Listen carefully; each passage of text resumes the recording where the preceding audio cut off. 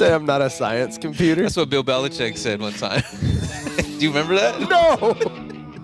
That's absolutely fantastic, though. He was in a press conference, and he's just sitting there in his hoodie, and he's like, "Well, I'm not a science computer." That's where I just need you to look at your play sheet and just do that. It's like, You can fact check that. Yeah. Way to go, Belichick. What's up, guys? Coach Darrell from castironworkouts.com back with Mikey again today. We are going to talk to you guys about some deadlifts.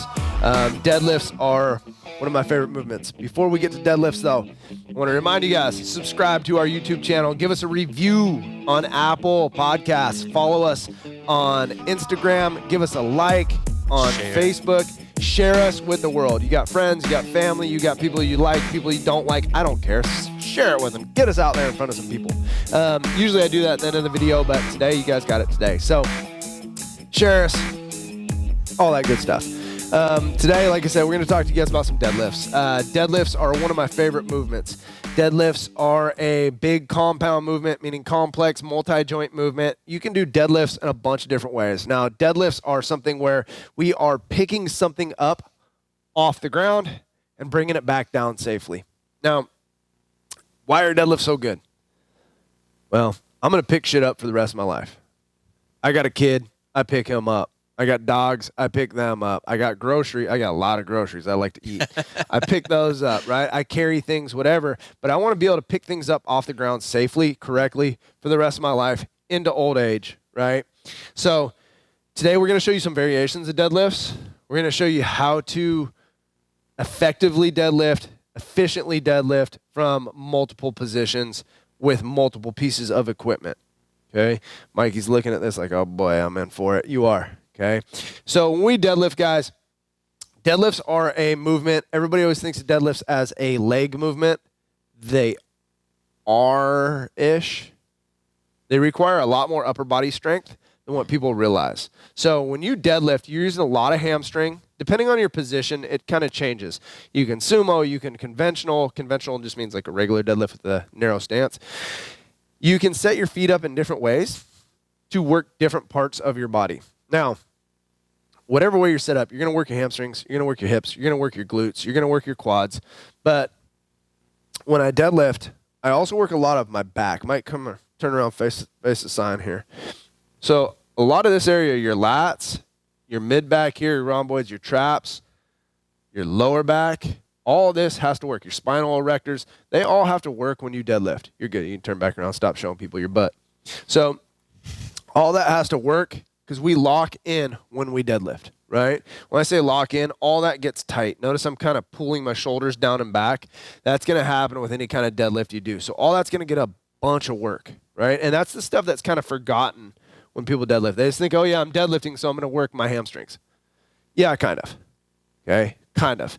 Now, when we deadlift, I'm going to start by showing you guys a regular conventional barbell deadlift. I know some of you guys don't have barbells. That's okay. We're going to get to some modifications that you can do in place of, but we're going to start with a barbell deadlift. And I'm going to give Mike this super heavy barbell. Go ahead and hold that, Mikey, and face the camera for me.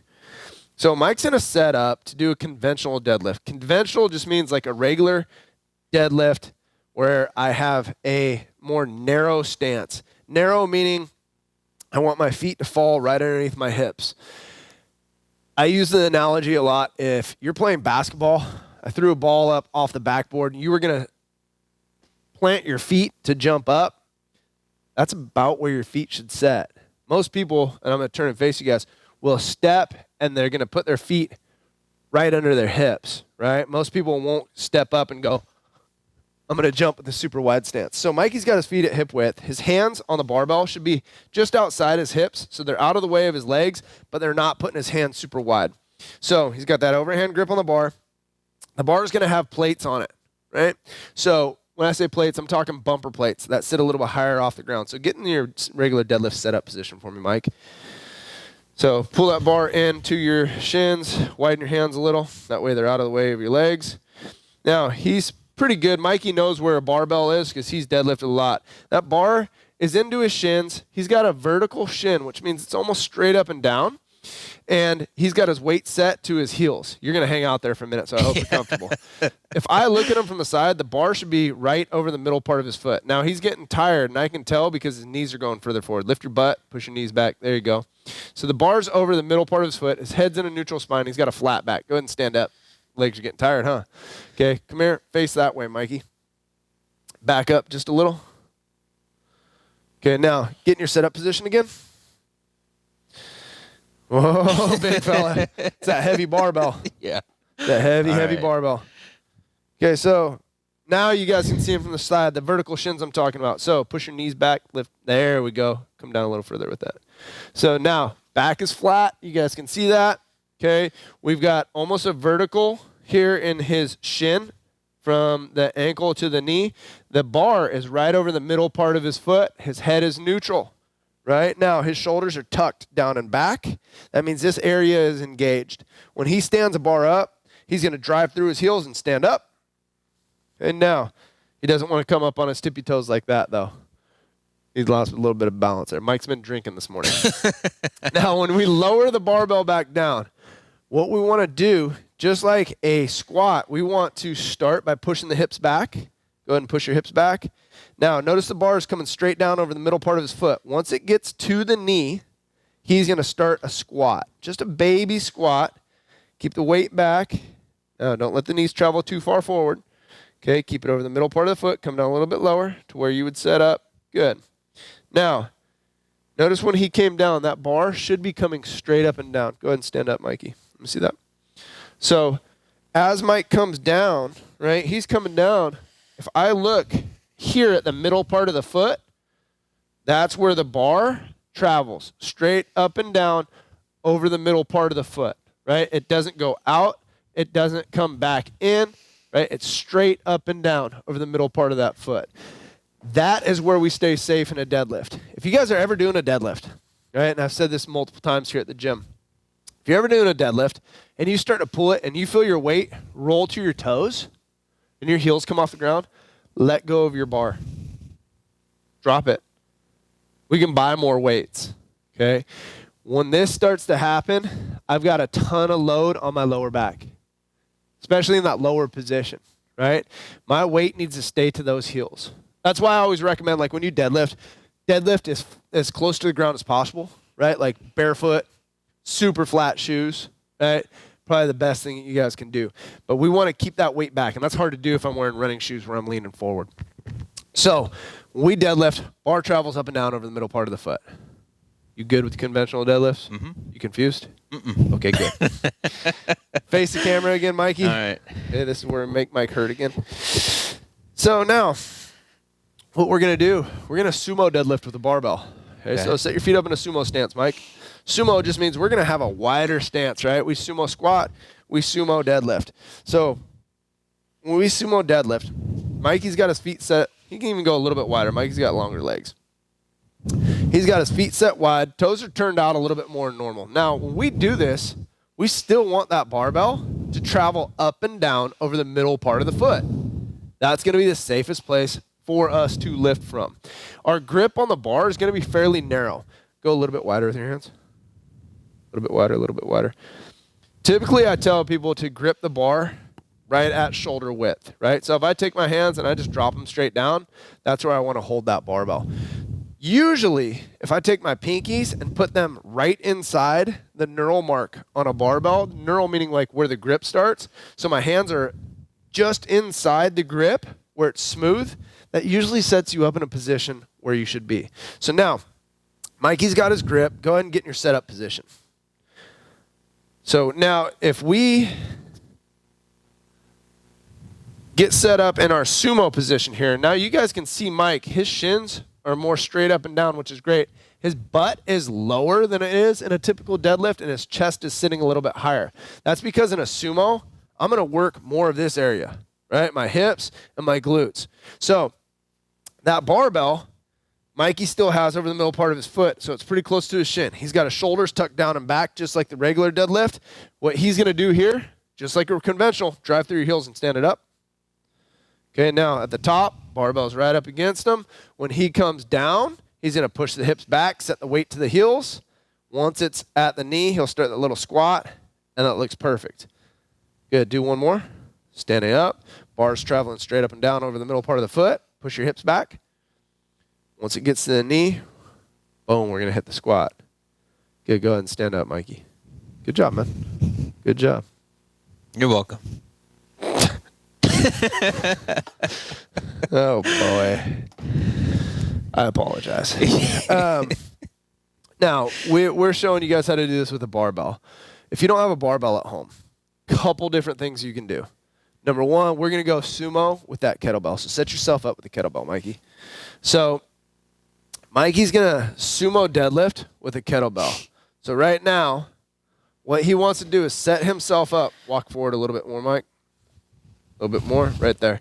He wants to set that kettlebell up underneath him so it's in line with the middle part of his feet, maybe even back a little bit further, almost to where when he comes down to pick that up, he almost looks like he's got his feet set in that sumo stance where he's almost like he's dropping down to lay an egg, right? So we want that thing right underneath him. So go ahead and get in your setup position.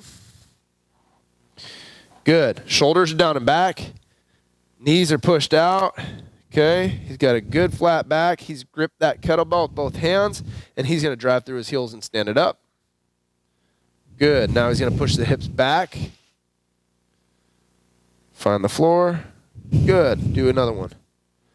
And I'm watching him from the side here, guys, and he's keeping that kettlebell at least at the midfoot so he's able to keep his weight in his heels and stay in a safe position. Good, Mikey. Go ahead and set that down. Good. Now, you can do that with a kettlebell. If you don't have a kettlebell, what you can do is you hold, you guys see that, a dumbbell diamond head, right? So I hold it here, and I can do the exact same movement, right?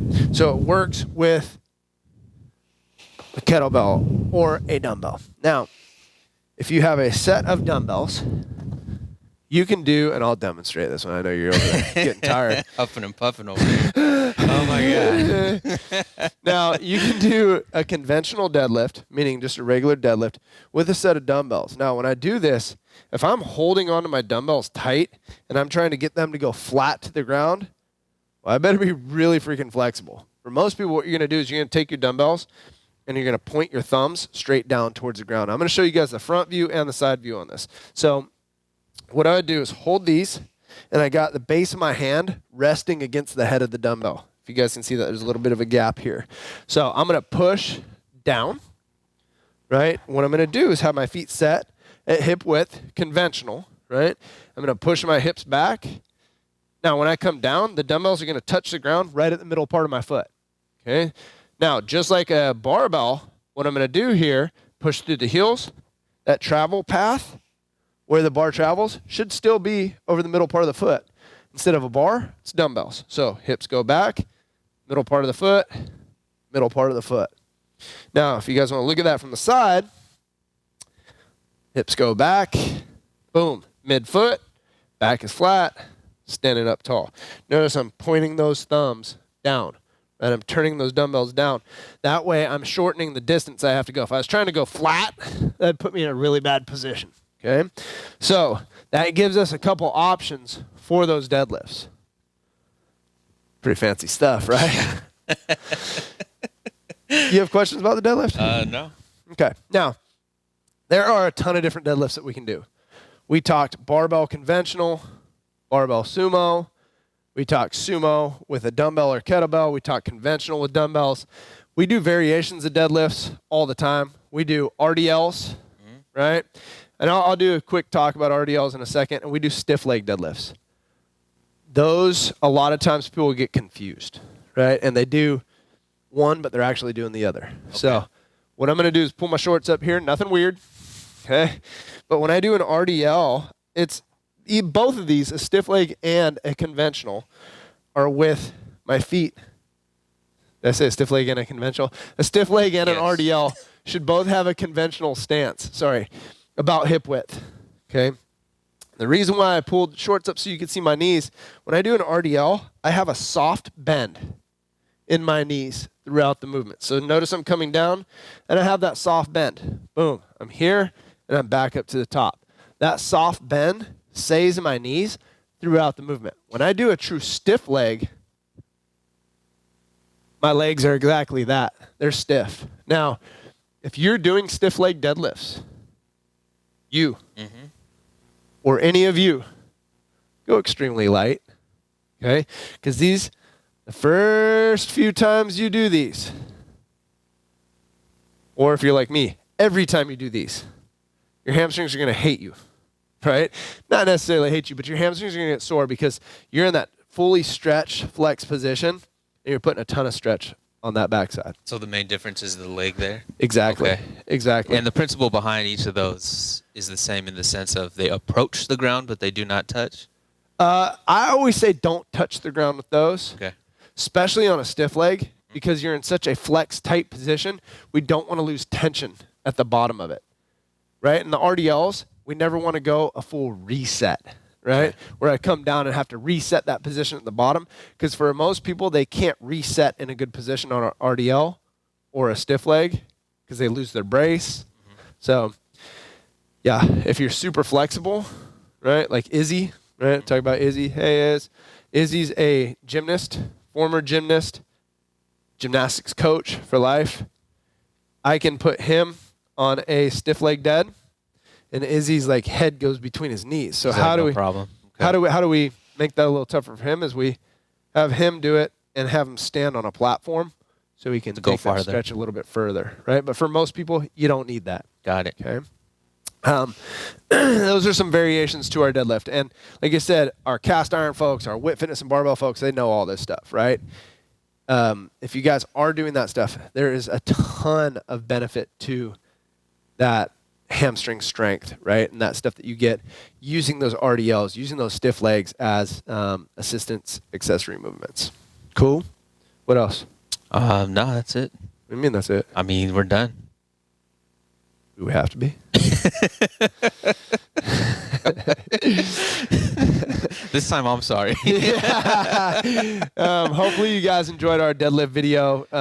We're going to give you guys some more stuff coming at you like this too. You know, it kind of breaks up just our regular behind the desk podcast stuff. Hopefully we'll get Rachel back on our podcast sometime soon for you guys. You know, she's always good to have doing demo stuff like this too. Like I said, she's going to be pissed that she missed this one. She missed our squat one. All the squats, all the deadlifts. But so maybe we'll make a makeup video where we tell Rachel we're filming something, but we really don't. Just make her squat for like an hour. Did you guys get it? No, we got to do it yeah, again. we're going to do it again. Hold your squat. It was good. Do it just Mike and I will like that. place bets. Mike, how long? 3 minutes? She can hold that? I know it's only 200 pounds on her back, but she can hold it for 3 minutes. Cool, guys. Hopefully you guys enjoyed this. If you guys do have questions, again, shoot us a email, castironworkouts@gmail.com. You can comment, send us a DM, whatever you guys need to do, and we'll be happy to help you. We'll see you guys.